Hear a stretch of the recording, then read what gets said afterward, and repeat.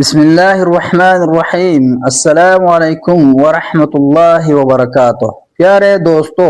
اگر سورج نکلنے میں صرف چند لمحے باقی ہوں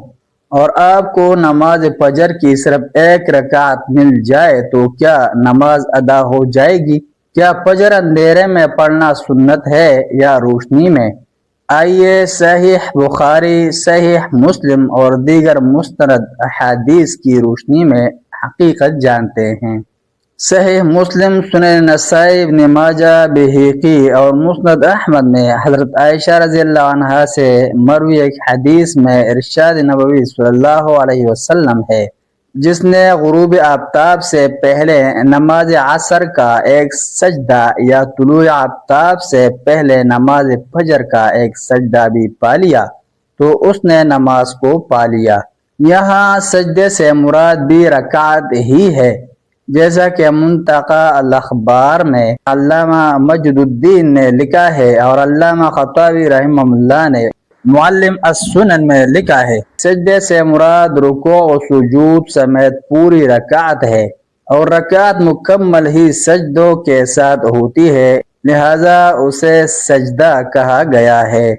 یہ آخری وقت محض مجبوری کی حالت میں ہے، ورنہ امام نووی نے اس بات پر اجماع نقل کیا ہے کہ جان بوجھ کر ان اوقات تک نماز کو مؤخر کرنا جائز نہیں ہے۔ یہ بھی اللہ کی اپنے بندوں پر رحمت ہے،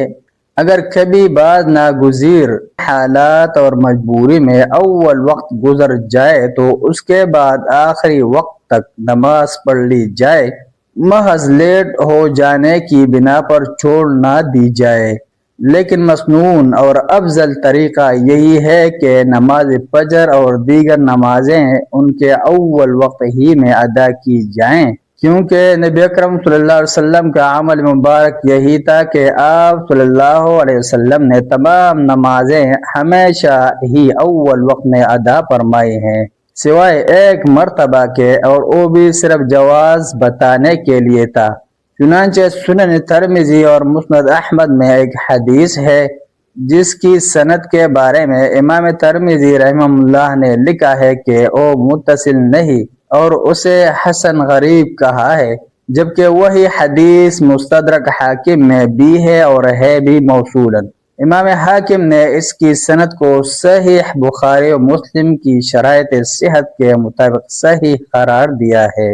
علامہ ذہبی رحمہ اللہ نے بھی ان کی موافقت کی ہے، لہذا سنن ترمذی کی سند میں جو کمی تھی وہ مستدرک حاکم والی سند سے پوری ہو گئی۔ اسے امام ضلعی رحمہ اللہ نے نصب الرایہ میں سنن دارقطنی اور بہقی کی طرف بھی منسوب کیا ہے، اور بعض محدثین کا کلام جرح ذکر کیا ہے۔ اس حدیث میں حضرت عائشہ صدیقہ رضی اللہ عنہا فرماتی ہے، نبی اکرم صلی اللہ علیہ وسلم نے کسی نماز کو اس کے آخری وقت میں 2 مرتبہ ہرگز نہیں پڑھا،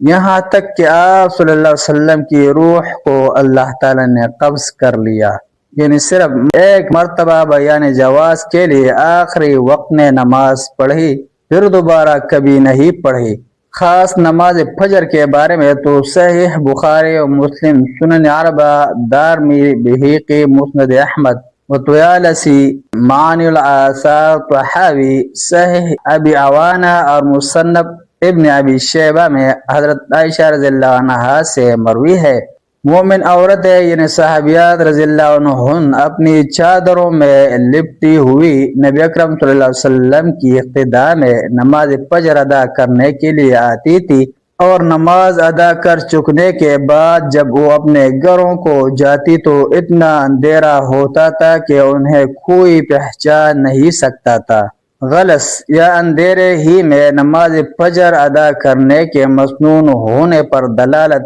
کرنے والی ایک دوسری حدیث حضرت جابر رضی اللہ عنہ سے مروی ہے، چنانچہ صحیح بخاری، مسلم، ابی عوانہ، سنن نسائی و بہقی، مسند احمد وطیالسی اور مصنف ابن ابی شیبہ میں جہاں وہ نمازوں کے اوقات بیان فرماتے ہیں وہی وہ فرماتے ہیں، کان النبی صلی اللہ علیہ وسلم یصلیھا بغلس، نبی اکرم صلی اللہ علیہ وسلم فجر کی نماز اندھیرے میں پڑھا کرتے تھے۔ حضرت جابر رضی اللہ عنہ سے بیان کرنے والے راوی فرماتے ہیں کہ حضرت جابر رضی اللہ عنہ نے یا تو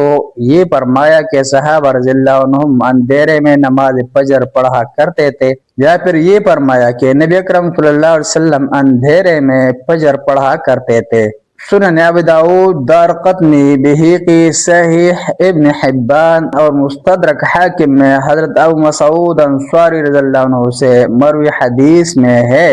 نبی اکرم صلی اللہ علیہ وسلم نے ایک مرتبہ نماز فجر اندھیرے میں پڑھی اور پھر ایک مرتبہ روشنی میں، پھر آپ صلی اللہ علیہ وسلم ہمیشہ اندھیرے ہی میں پڑھتے رہے یہاں تک کہ وفات پائی، اور وفات پانے تک دوبارہ روشنی میں کبھی نہیں پڑھی۔ ملتے ہیں ایک نئی ویڈیو کے ساتھ، جزاکم اللہ خیرہ، السلام علیکم ورحمۃ اللہ وبرکاتہ۔